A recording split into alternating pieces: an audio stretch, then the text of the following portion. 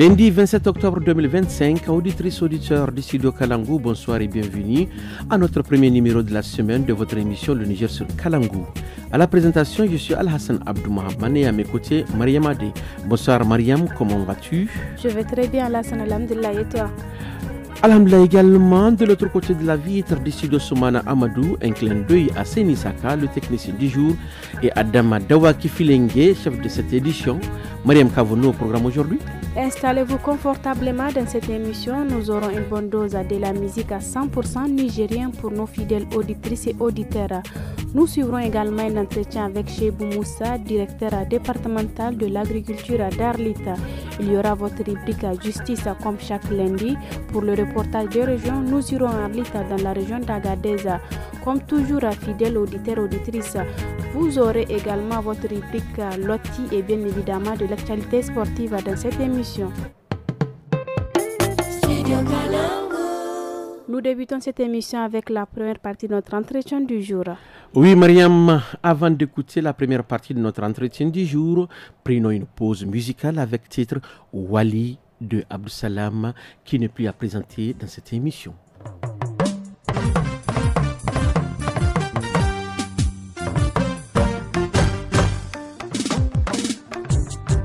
Adam Usman Wali Babam Haya Usman Adam Usman Wali Babam Adali Jama'a gazance zani sai ka faɗi mun ji a shatan zamani jama'a gazance zani sai ka faɗi mun ji inda malan ya faɗa da an ce wa'azi ne ya faɗa wannan gaskiya ne shatan zamani amma inda shata ya faɗa shatan zamani dole ya ce waka ya kerkera amma tun da shata ya faɗa shata na halima dole ya ce waka ya kerkera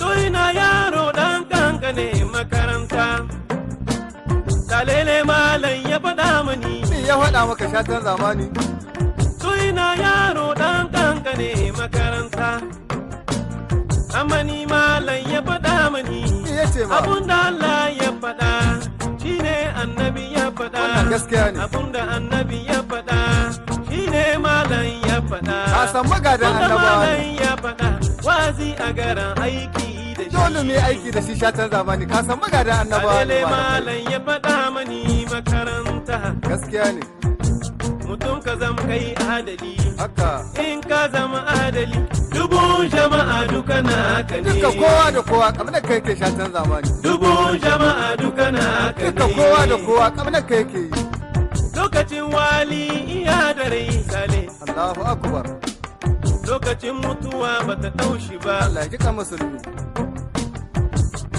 dukkanin mana faɗi gaidam na faɗi Maiduguri na faɗi, Damaturu na faɗi, ranar zaɓe na tahe, in zaɓe za ku yi to jama'a ku yi zaɓen adali. Haka ka faɗi kowa ya shaida shatan zamani. Ku yi zaɓen adali,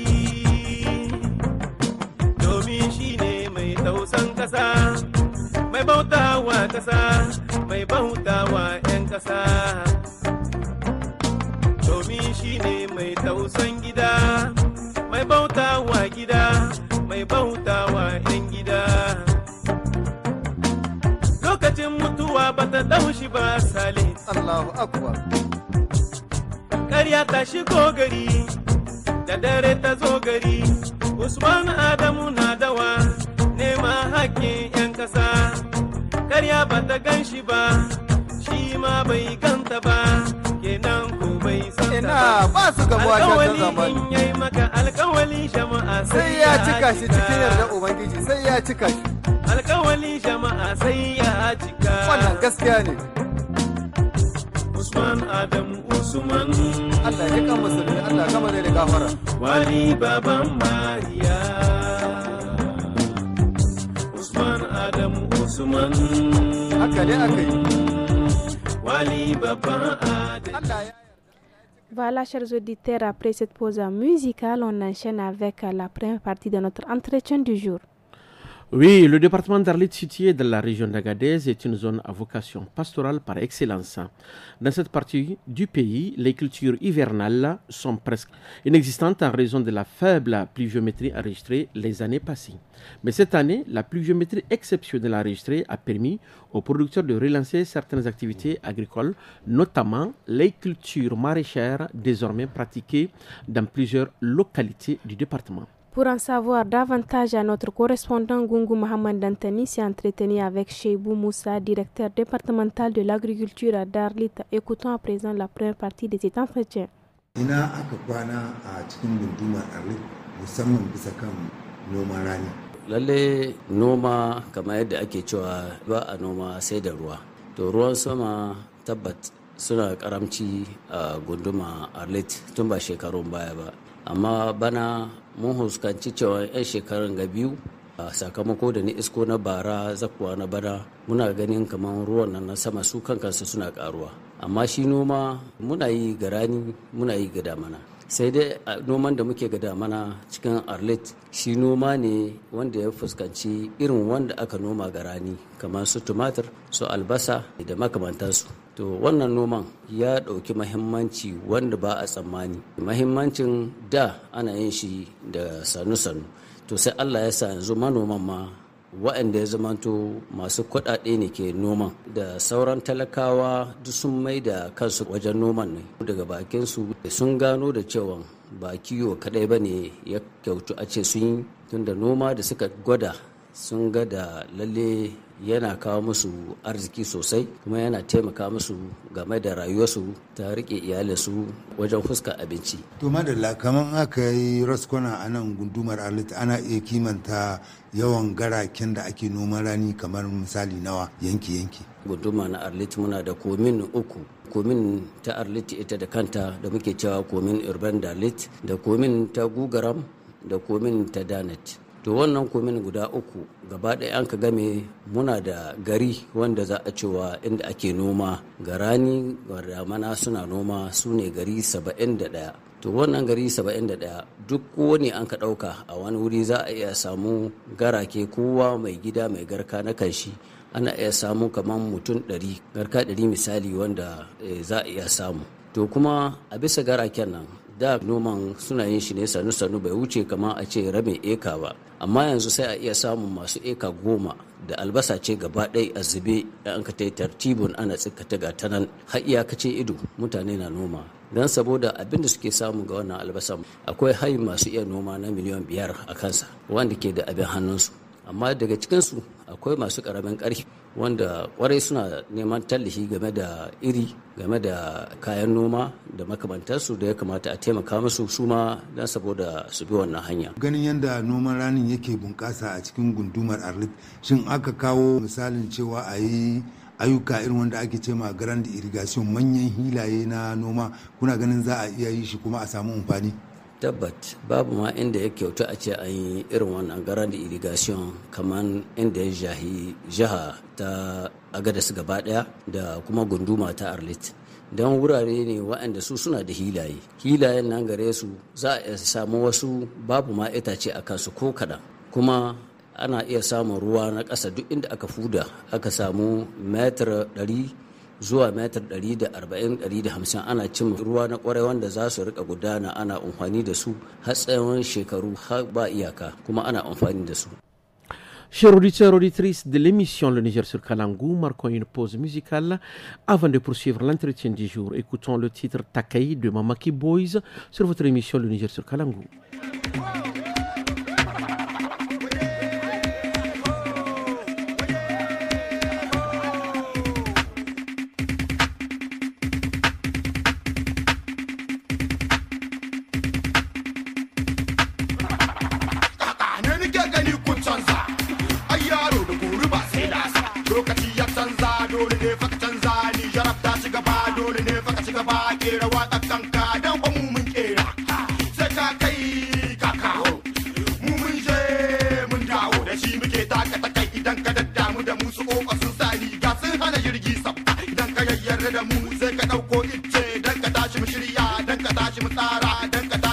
Gargajiyan mu ta Nijar. To ga wata na ta kukan yunwa, kuma ga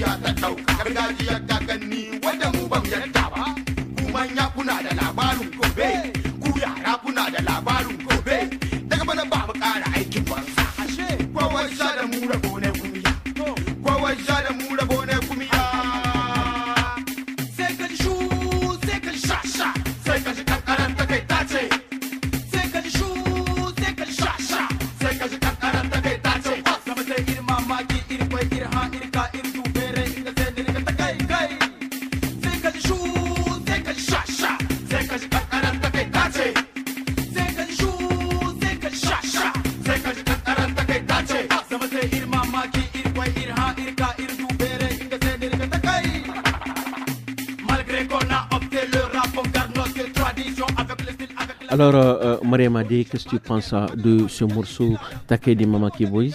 Moi, personnellement, je suis accro, j'aime bien le son.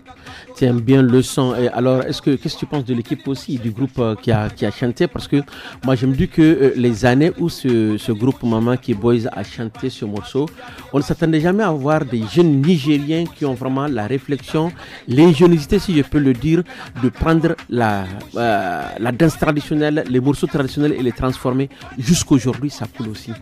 Et même sur les réseaux sociaux, maintenant, si vous regardez sur TikTok, il y a des jeunes qui font des challenges avec les mêmes sons. Ça veut dire que ça continue, ça marche très bien. Et ces années-là, c'est un rappel, le Niger est sur l'ensemble de l'Afrique, voire le monde, on est connu grâce à ces jeunes-là parce qu'on dit que le rap nigérien a beaucoup évolué quand même.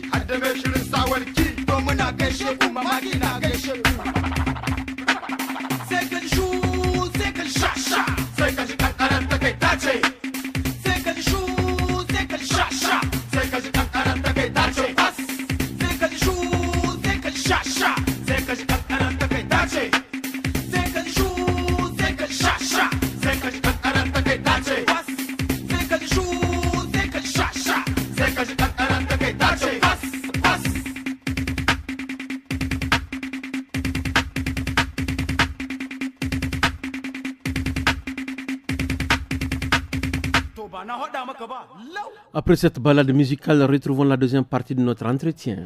En effet, Alassane, dans la seconde partie de l'entretien, Chebou Moussa expliquait la culture de contre-saison connaît un essor remarquable dans le département, une activité dont les avantages économiques attirent désormais des jeunes diplômés de plus en plus nombreux à se lancer dans le maraîchage. Game da aikin ganin noman rani shin akwai matasa yara wanda suka tsunduma cikin wannan aiki kuma kuna sa musu iso domin ku ƙara dafa musu?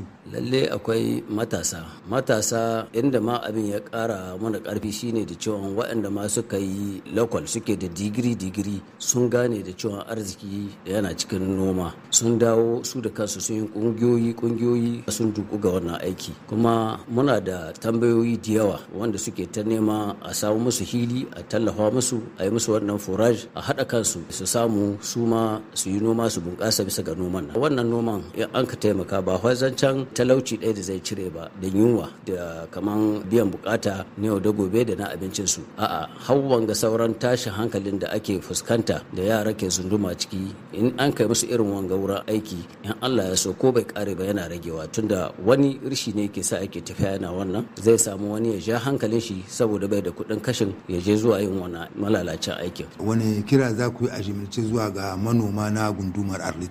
Manoma na gunduma Arlit abinda ɗaya muke ce musu a bisa ga ayyukan da suka sama gaba su mai da hankali kuma suna bisa ga hanya madaidaiciya. Noma musan da shi ne ya tada kasashe na Amerika, shi ne ya tada kasashe da sauran duk da wanda kasashe na turawan wannan dama da noma ne suka tashi. Abinda zan cewa ko ga gida yan kadiba in ya zamanto yau dan kasuwa ne tabba in bai kawo abinci cikin gidan shi ba duk riba dole ne sai an ci a gida dan saboda shi ciki bai zama ba a kula da shi ba. To kuma yanzu noman sai ya wuce na ciki aka noma za a saida kuma za a samu kuɗi wanda shi ma za a yi sana'an har wajen haraka kiyo kaga yana kare kiyo tunda abin makiyayi yanzu wanda ya zamanto bai noma bukatar shi ta jika 10 jika 20 sai ya koma cikin dabbobi ya kai kasuwa ya saida ko da akuya ce ko kuma cikin tumakin shi ko shanu. Amma in ya zamanto yana noman nan duk bukata ta jika 100-200 ka gani ba wai sai ya koma cikin garge ya bar da saniyar shi ba ko ya bar da raƙumin shi ko kuma ya bar da akuyar shi. A'a wannan cikin albasa cikin tafarnuwa cikin fakku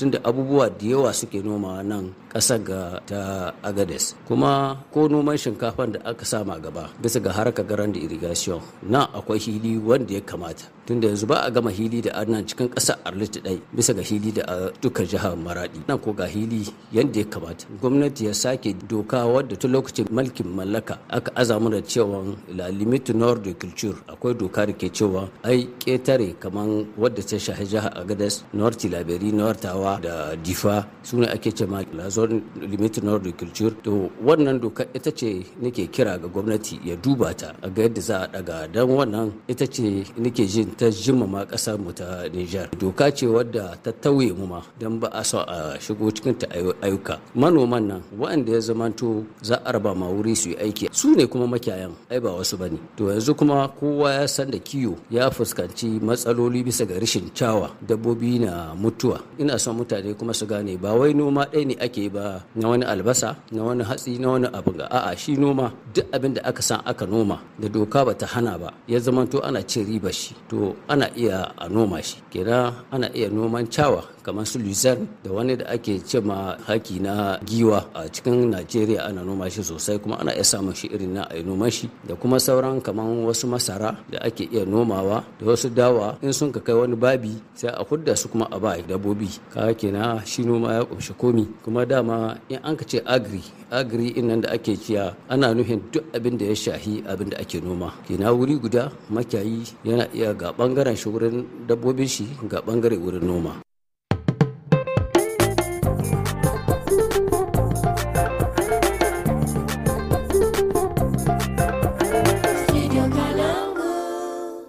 C'est lundi, notre rubrique à justice est consacrée à la journée mondiale contre la peine de mort célébrée chaque année le 10 octobre. Cette journée a pour objectif de sensibiliser l'opinion publique nationale et internationale, ainsi que les acteurs de la défense des droits humains et l'ensemble de la population sur la nécessité d'abolir la peine capitale. Et oui, Mariam, la peine de mort, rappelle les défenseurs des droits humains, ne protège personne. Elle prive simplement un être humain de la possibilité de se réinsérer. Au Niger, plusieurs voix s'élèvent pour appeler à son abolition. Parmi elles, celle de Shamsoubala, défenseur des droits humains, qui explique l'importance de cette journée et appelle à une prise de conscience collective pour que le Niger rejoigne les pays ayant tourné la page de la peine de mort. Il est au micro de Maina Abdoulaye. Wane karin bayani za ka mana bisa kan taron ƙasa da ƙasa na hukuncin kisa cewa da peine de mort a nasarance? Kun san da cewa yau a duk duniya akwai ƙasashe da yawa da suke nan ga aikata hukuncin kisa da sauransu. To lallai shi ne wanga taron ake ta yi ba nan Niger kaɗai ba ake nan shi duk duniya ce ake nan ga wannan taron. Taron dan me ake yin shi dan a jawo hankalin mutane don su gane cewa hukuncin kisan nan ba abu ne mai kyau ba. Lallai yau buɗin kan da muke ma mutane abu ne da muka fara tun da jima tun shekara 15 haka da muka fara shi kuma muna ci gaba da yi. Ya hukuncin kisan yake ne a nan kasar Niger? To wannan hukuncin kisan a nan Niger zan iya cewa an ci gaba sosai. Da tun dan kudoka tun shekara 1976 ba ta ma wani hukuncin kisa tun shekara da aka kama ansu lokacin kunci ne shi ma da aka musu hukuncin kisa. Har yau tun daga shi ba ai hukuncin kisa kuma lalle bayan haka ma kuma a Niger sar cikin kundin doka na code penal da sauransu akwai hukuncin kisa. To idan aka kama mutum kason hukuncin kisa ole da a kashe mutunan nan kaso rai da rai ake kama shi. To wannan abun ne ke kama kaso da rai wata da kai ta da ko da ake cewa da kare da commutation da 2014 da kare ta ce duk wanda aka kama hukuncin kisa wale da a kashe mutum ne ya kamata a kama shi kaso rai da rai. To bancin haka kuma ita kasar mu ta Niger kasa ce da mai kula da dokokin harkokin ɗan adam da ku gani kasashen duniya duka ana nan ana ba ma Niger girmanta da take kare hakkin ɗan adam da sauransu. Wani kokari kuke a matsayin ku na masu kare hakkin ɗan adam bisa kan wannan batu na hukuncin kisa? To lalle mu yakin da muke to abu ne kun kudi ba ku gani da tun shekara 1960 da na faɗa muku ba ma wani hukunci kisa ba, to me yasa ake rike shi cikin kundin doka? Bayan haka kuma idan kun diba kun gani mu muke nan ga yaƙi na kare haƙƙin ɗan adam kan hukunci kisa kuma dan lalle ku gane cewa shi ran ɗan adam rai guda ne, kenan duk wanda ya hidda ran ɗan adam ba ya maido shi. Kuma la filifaron bi duka kuke gani mutanen da ake nan ma hukunci kisa da kuke gani wani bi in kaje ka diba ba wani mai kuɗi wani bi talaka ne, wani bi wanda tana yawa bai da kuɗin da zai ɗauka aboka ne fallen tana furke ya zo ya kare haƙƙin shi da sauransu, su ne ake musu kasan hukuncin kisa da sauransu. Bayan haka kuma in ku diba ku gani mu da muka fara wannan yaƙin ba yi bane muke ba dan son kanmu ba ko kuma dan a ce a muna so a yi nan abu ne muna nan ga taya da kundin doka. In ka doka charte de la refondation a cikin article din 14 ya ce a gwamnati ta kamata ta kula da haƙƙin ɗan adam, ya kamata kuma ya kare ran ɗan adam.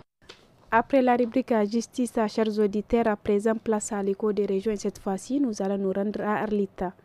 La population d'Arlita reste fortement dépendante des produits vivriers comme le mil, le niébé, le maïs et d'autres céréales. Ces produits ont connu une baisse de prix dans certaines régions agricoles du pays. Qu'en est-il d'Arlita? Notre correspondant Moutari Abdoulaye s'est penché sur la question et nous propose ces reportages. Gundumar Alit da ke arewacin ƙasar nan ta Nijar al'umma na fuskanta hawa farashin hatsi irin su dawa, masara da wake. Duka da cewa yanzu haka kaka ne lokacin da ake sa farashin zai sauka. Hatsi dai yawanci daga yankunan maraɗin zandartawa ake shigilar su zuwa Alit, inda 'yan kasuwa ke tallata su a manyan kasuwannin yankin. Wannan ma sai ya na tuntuɓi ɗaya daga cikin manyan 'yan kasuwar kayan gona Alhaji Ibro Ɗanladi dan shi yadda kasuwar ke gudana a wannan lokaci. Daga maraɗi abun da za ka ɗauko buhu na hatsi shika 18 a ɗauko mashi shika 3 ya kama shika 21. In ka zo kan gyaran hanya kan wanga abu ya kama ma shika 20. Babban dila zai sai da shi 23.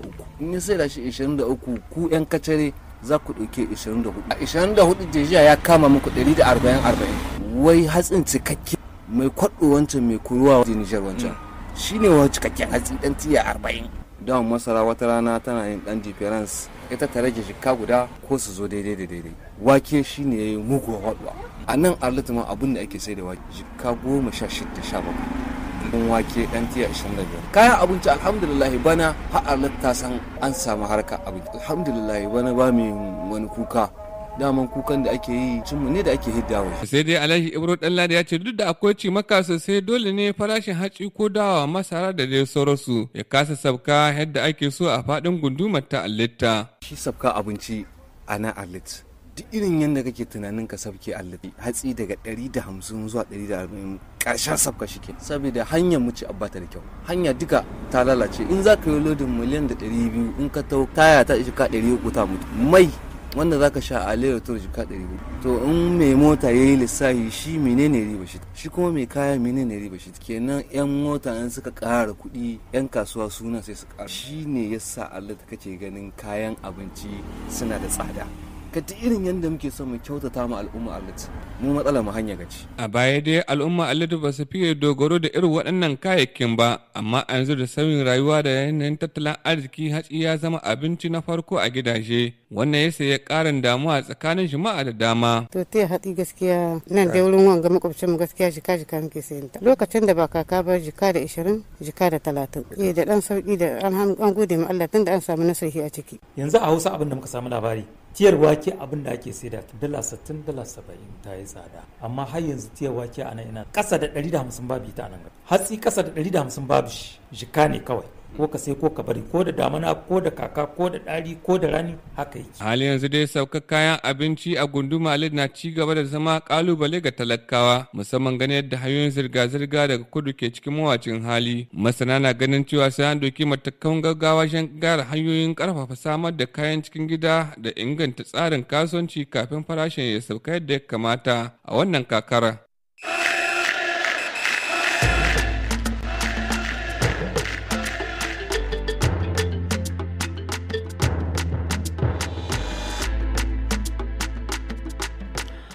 Chers auditeurs, si vous venez de nous rejoindre, vous êtes à l'écoute de l'émission Le Niger sur Kalangou. Place à présent à la page sport avec notre chroniqueur Salamatou Kadri. Salamatou, bonsoir. Bonsoir Alassane, bonsoir Mariam. Bonsoir Salamatou. Alors Salamatou, la Coupe du Monde féminine U17 Maroc 2025, le Maroc qualifié, le Cameroun éliminé.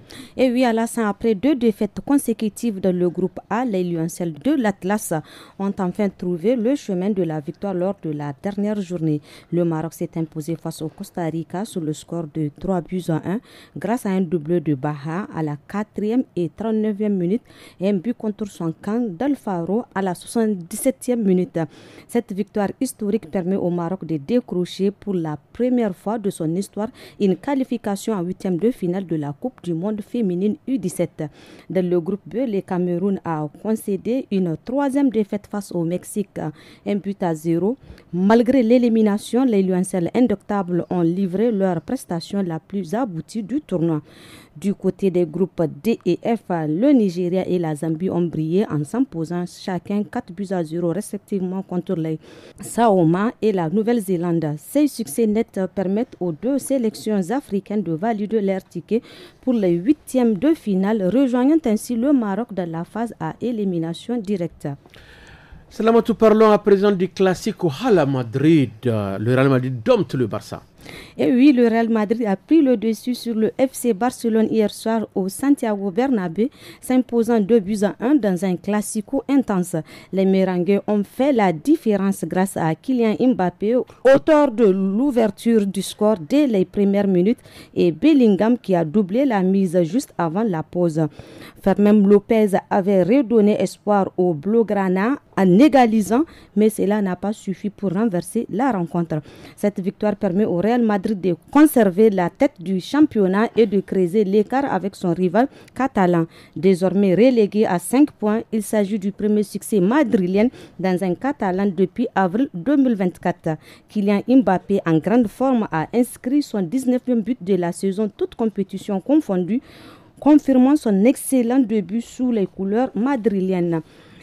L'attaquant français continue d'impressionner par son efficacité et son impact dans les grands rendez-vous. Avec cette performance, les hommes des Xabi Alonso prennent une sérieuse option de la course au titre et envoient un message fort à leurs concurrents. Alors Salamatou, vous savez, il y a un morceau qui a beaucoup circulé hier après le match qui m'a beaucoup plu. Ça a demandé quand même à un petit de se taire. Et ce morceau-là, je ne sais pas si tu as une fois entendu ça. Non, je n'ai pas entendu, mais j'essaie de quand même... Je sais de qui il s'agit. Il s'agit de Yamil Yamal, je crois. Non, je parle de Yamil Yamal, mais le morceau, tu ne le connais pas. Non. C'est un morceau où il n'y a pas de chanson. Super. Ça veut dire que Yamil Yamal, on lui demande de se taire. Ce petit est sorti au grand jour de tout le monde pour dire que ils vont battre, ils vont gagner. Malheureusement, merci beaucoup Salamatou pour ces très belles informations aujourd'hui. Et Hala Madrid.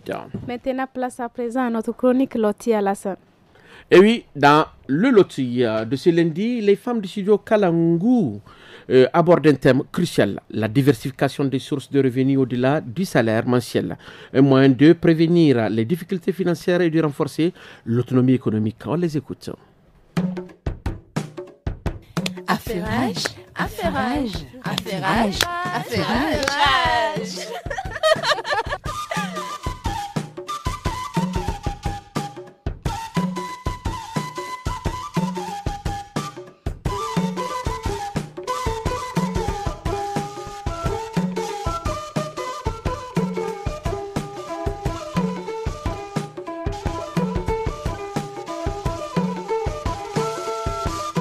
Bonjour ma chérie, comment tu vas? Bonjour ma puce, je vais bien, Dieu merci. Et toi? Je vais bien aussi ma chérie. Comment ça se passe le boulot? Tu as bien fêté, j'espère. Dieu merci, la fête fut belle. Espérons de même de ton côté. Elle fut très belle même ma chère. Sauf qu'elle a consommé toutes mes économies. Je me demande même comment je vais faire pour tenir ce mois-ci. Toutes tes économies? Wallahi, je n'ai plus rien. J'ai tout dépensé. La totalité de mon salaire, je te dis. Et toutes mes économies aussi. Attends, qu'est-ce que tu racontes? Explique-moi. Ma chérie, expliquer quoi? C'est ce que tu as entendu, non? Donc toi, tu comptes uniquement sur ton salaire. En dehors de ce dernier, tu n'as aucune autre source de revenus. Non, non, non. C'est ma seule source de revenus, comme ça. C'est avec mon salaire que je fais toutes mes dépenses. Ah, je comprends mieux pourquoi tu as toujours du mal à terminer le mois. Donc toi, ton salaire n'est pas ta seule source de revenus? Bien sûr que non. Tu as oublié qu'à côté, j'ai mon petit commerce. Ne sais-tu pas que le temps où on ne comptait que sur son salaire est révolu? Tu parles de commerce. Ça, c'est pour vous. À peine j'arrive à gérer avec mon argent. Donc comment faire pour faire commerce dedans encore? Qui t'a dit qu'on a besoin de beaucoup d'argent pour faire du commerce? Explique-moi même. De nos jours, il suffit juste d'avoir un peu d'argent et te lancer dans un commerce, Fadima. Ah, je vois. C'est vrai. J'ai remarqué que maintenant, de plus en plus, beaucoup de femmes font des commerces hormis leurs travaux. Bien sûr, maintenant les femmes deviennent de plus en plus entreprenantes avec de très bonnes initiatives. Vraiment, merci beaucoup pour ces conseils. Je m'y mettrai dès maintenant. Je t'en prie. Tu sais, non seulement cela te permettra d'arrondir tes fins de mois, mais te servira également à beaucoup d'autres choses. Je te remercie vraiment, ma belle. Je t'en prie. Je te laisse, je retourne à mon bureau. D'accord, ma chérie. Merci beaucoup. Je t'accompagne dans ce cas. Ah, vous là, vraiment, vous êtes très malin. Et moi, je vais commencer à faire ce commerce-là. En tout cas.